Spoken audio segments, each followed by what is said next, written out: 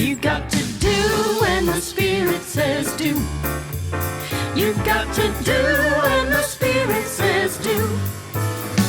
When the Spirit says do, you've got to do, oh Lord. You got to do when the Spirit says do. Spirit says do. Spirit says do. Spirit says do. Spirit says do. Spirit says do. Spirit says do. Oh yeah.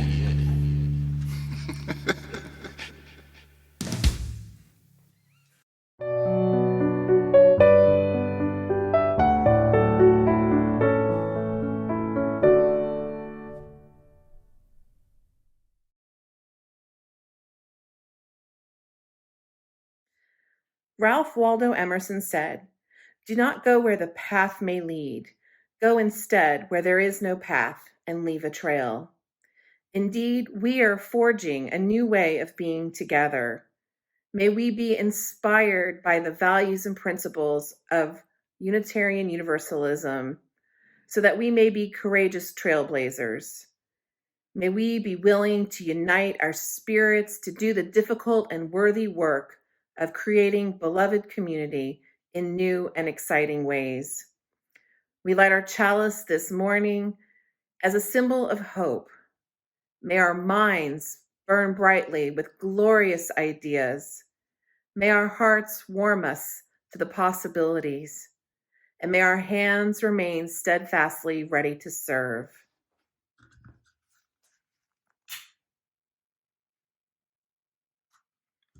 Amen, and blessed be.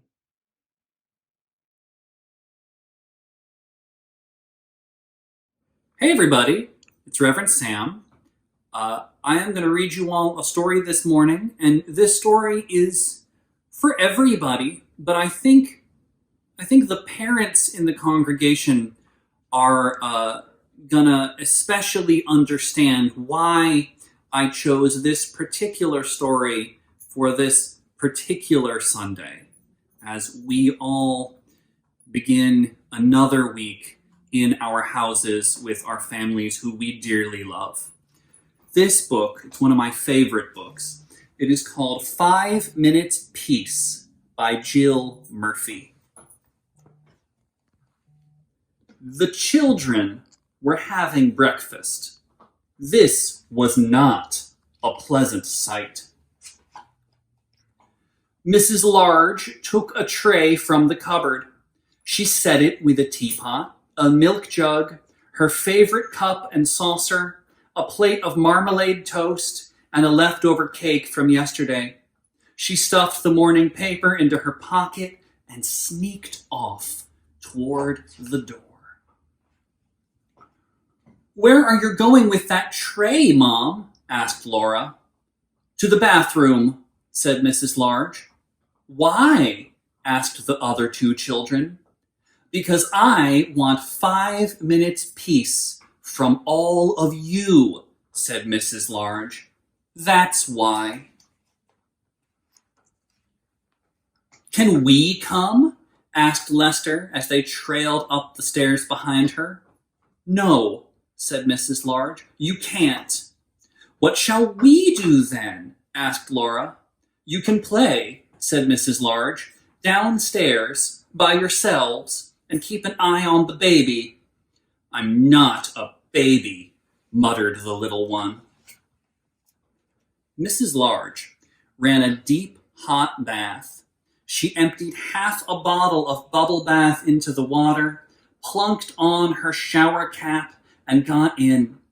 She poured herself a cup of tea and lay back with her eyes closed. It was heaven. "Can I play you my tune?" asked Lester. Mrs. Large opened one eye. "Must you?" she asked.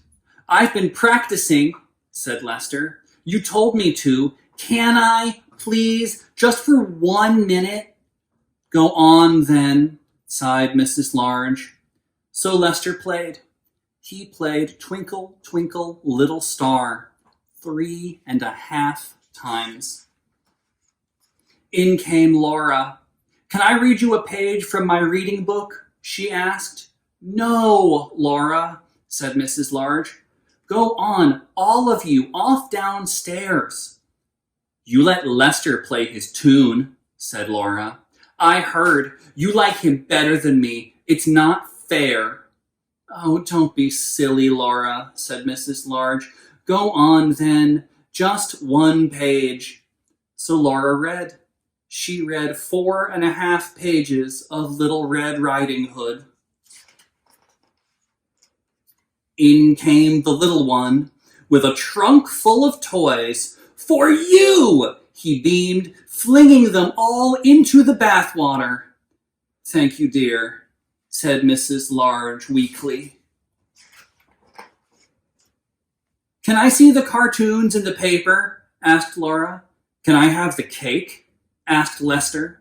"Can I get in with you?" asked the little one. Mrs. Large groaned. In the end, they all got in. The little one was in such a hurry that he forgot to take off his pajamas. Mrs. Large got out. She dried herself, put on her bathrobe, and headed for the door. "Where are you going now, Mom?" asked Laura. "To the kitchen," said Mrs. Large. "Why?" asked Lester. "Because I want 5 minutes peace from all of you," said Mrs. Large. "That's why." And off she went downstairs, where she had 3 minutes and 45 seconds of peace before they all came down to join her.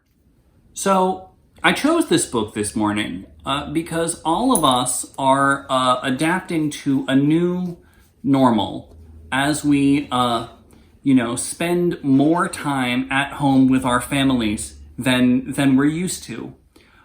And I hope that we can all be patient with each other and kind to each other as we try to get at least 5 minutes peace as we are figuring out how to live with each other in this new situation. So now I would like everybody to hold up their blessing hands, and even if there are no young people with you right now, you can hold up your blessing hands and just think about the young people in our congregation. And parents, you can hold blessing hands towards the young people who are around you. And everybody can repeat after me when I say, "You are beloved. You are important. You are powerful."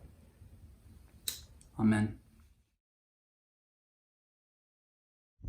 Good morning, Church of the River. It's Reverend Carlton E. Smith greeting you from my hometown, Holly Springs, Mississippi. And I thought for our prayer time together this morning, I would offer you just some of the sights and sounds of Spring Hollow Park, which is just north of the county courthouse square here in Holly Springs.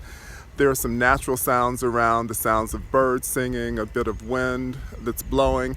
And what I'm drawing inspiration from this morning is just the wisdom of trees and of sky and of earth and of just the beauty of nature.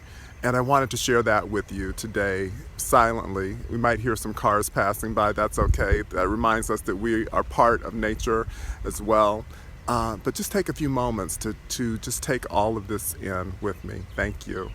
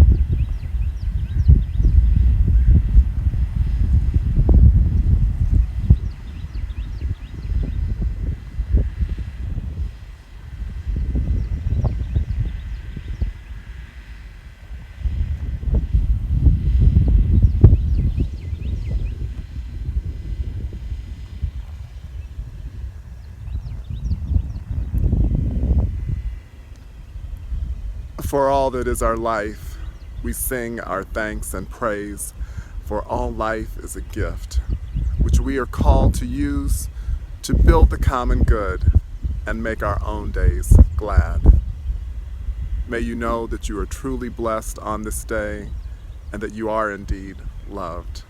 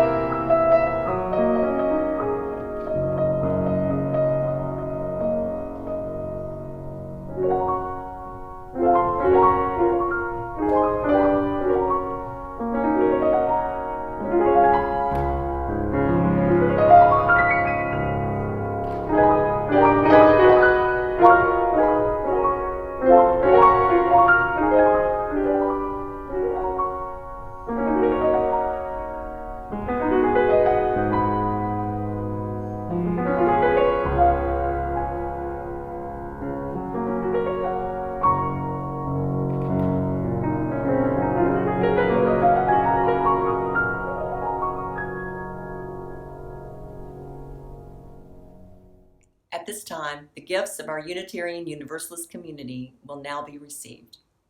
You're able to donate by going to the Giveify app at neshobauu.org or text donate and the amount to 901-350-2686 or by going to churchoftheriver.org, donate online.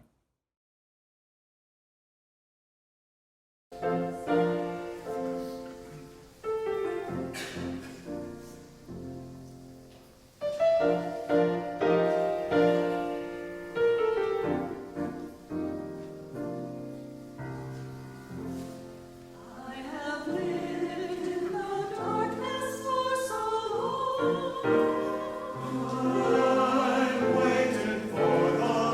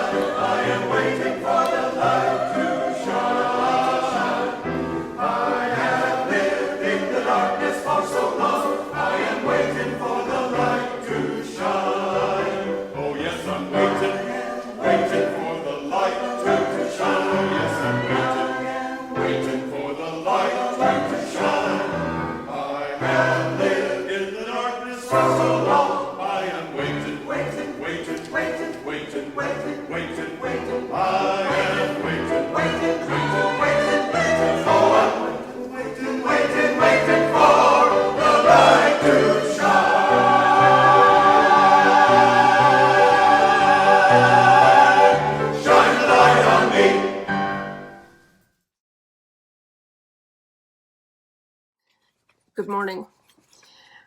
I'd like to start out this morning with a reading entitled The Incident at Taco Bueno by that great author and philosopher, Anonymous. $5.37. That's what the kid behind the counter at Taco Bueno said to me. I dug into my pocket and pulled out some lint and 2 dimes and something that used to be a Jolly Rancher. Having already handed the kid a 5 spot, I started to head back out to the truck to grab some change when the kid with the emo hairdo said the harshest thing anyone has ever said to me. He said, "It's okay. I'll just give you the senior citizen discount." I turned to see who he was talking to and then heard the sound of change hitting the counter in front of me. "Only $4.68, he said cheerfully. I stood there, stupefied. I am 48, not even 50 yet, a mere child. Senior citizen? I took my burrito and walked out to the truck, wondering what was wrong with Emo. What was he thinking? As I sat in the truck, my blood began to boil. Old? Me? I'll show him, I thought. I opened the door and headed back inside. I strode to the counter, and there he was, waiting with a smile. Before I could say a word, he held up something and jingled it in front of me, like I could be that easily distracted. What am I now, a toddler? "Dude, can't get too far without your keys, eh?" I stared with utter disdain at the keys. I began to rationalize in my mind. Leaving keys behind hardly makes a man elderly. It could happen to anyone. I turned and headed back to the truck. I slipped the key into the ignition, but it wouldn't turn. What now? I checked my keys and tried another, still nothing. That's when I noticed the purple beads hanging from my rearview mirror. I had no purple beads hanging from my rearview mirror. Then a few other objects came into focus: the car seat in the back seat, Happy Meal toys spread out on the floor, a partially eaten donut on the dashboard. Faster than you can say ginkgo biloba, I flew out of the alien vehicle. Moments later, I was speeding out of the parking lot, relieved to finally be leaving this nightmarish stop in my life. That is when I felt it deep in the bowels of my stomach. Hunger. My stomach growled and churned, and I reached to grab my burrito, only it was nowhere to be found. I swung the truck around, gathered my courage, and strode back into the restaurant one final time. There Emo stood, draped in youth and black nail polish. All I could think was, what is the world coming to? But all I could say was, did I leave my food and drink in here? Emo had no clue. I walked back out to the truck, and suddenly a young lad came up and tugged on my jeans to get my attention. He was holding up a drink and a bag. His mother explained, "I think you left this in my truck by mistake." I took the food and drink from the little boy and sheepishly apologized. She offered these kind words. "It's okay. My grandfather does stuff like this all the time." All of this is to explain how I got a ticket, doing 85 in a 40. Yes, I was racing some punk kid in a Toyota Prius. And no, I told the officer, I'm not too old to be driving this fast. As I walked in the front door, my wife met me halfway down the hall. I handed her a bag of cold food and a $300 speeding ticket. Then I sat down in my rocking chair and covered up my legs with a blankie.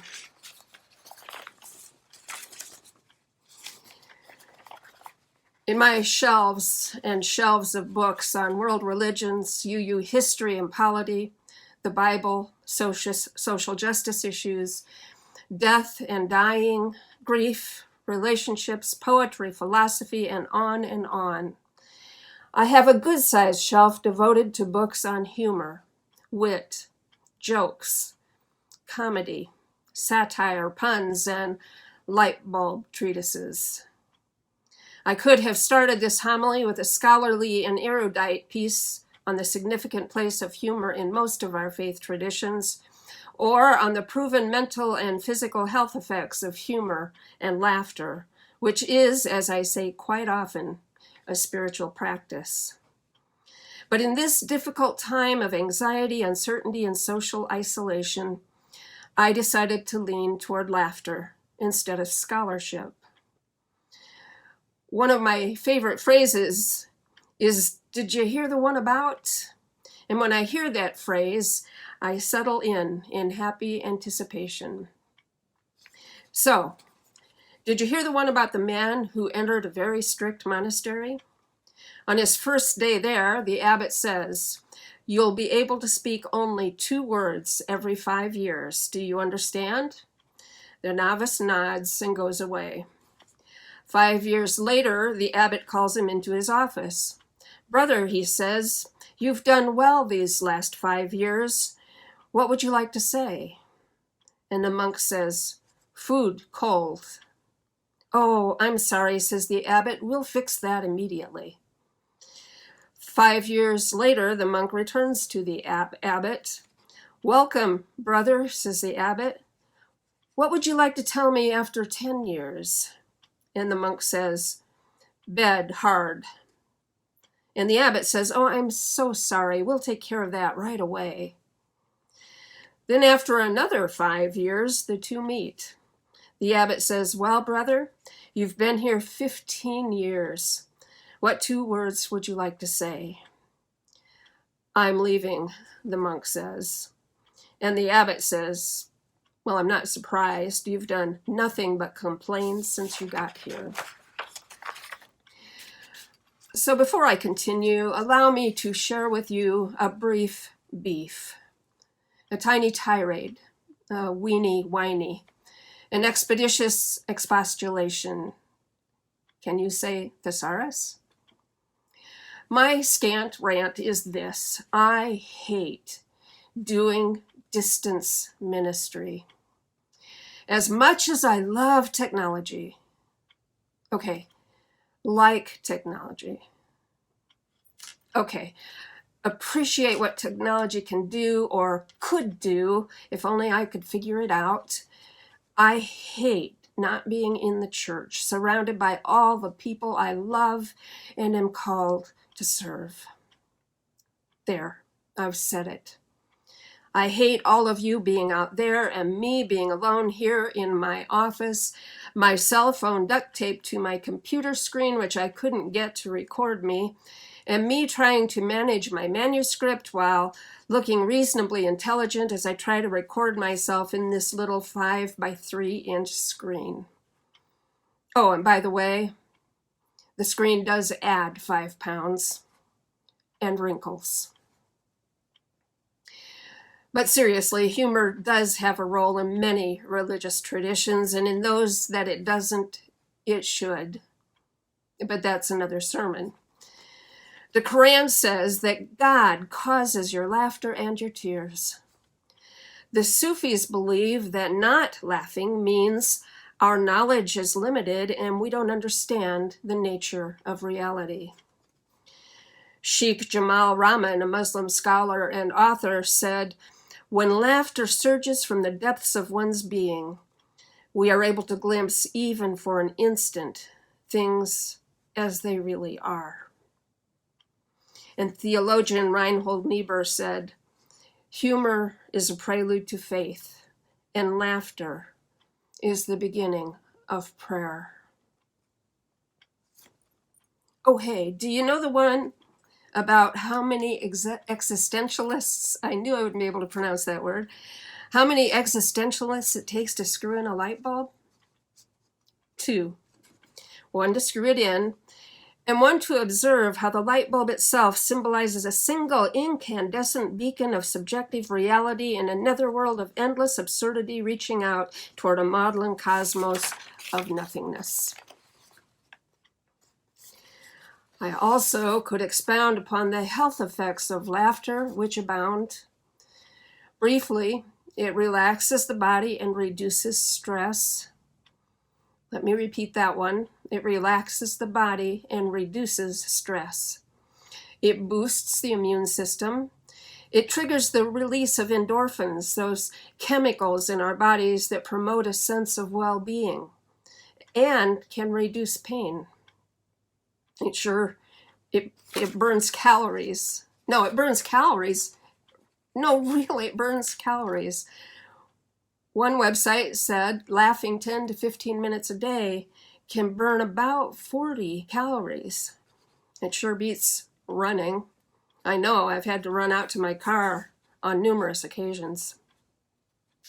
But mostly, laughter is the great unifier, the great, great unifier. Anger dissipates in the face of deep, real laughter. Hatred dissolves, differences cease to matter. Even when home alone, laughing out loud at Colbert's cynical take on culture and politics, I feel at one with others, known and unknown, whom I know are laughing too. Even when alone and lonely, if I turn the channel to a sitcom, I am able to release my loneliness into the healing embrace of a world in which ultimately we are all one. We are all in this together. Thus, none of us is truly alone. So, a religiously incorrect one. What's the difference between a Baptist and a Unitarian Universalist? They both sin, but the Baptist can't really enjoy it. And how can you tell if a Unitarian Universalist is having a good time? Their mouth is moving. I was going to start this homily with a humorous reading about the perfect minister, which was making the rounds a few years back. It's a really funny piece, at least to ministers, about the demands that are made on parish ministers. And I heard it recently read in biblical language, which made it even funnier. But there is a deeper truth that resides in one way or another in all humor, is core to all humor. And in that particular reading, the deeper truth is this: none of us is perfect, and none of us ministers alone. You and I minister to one another deeply, significantly, and continuously. And humor is just one of the many ways we do it. We cry together, we grieve together, and we play and celebrate and laugh together, even sometimes when we are apart. Let us hold that knowledge close as we travel this journey together. Amen.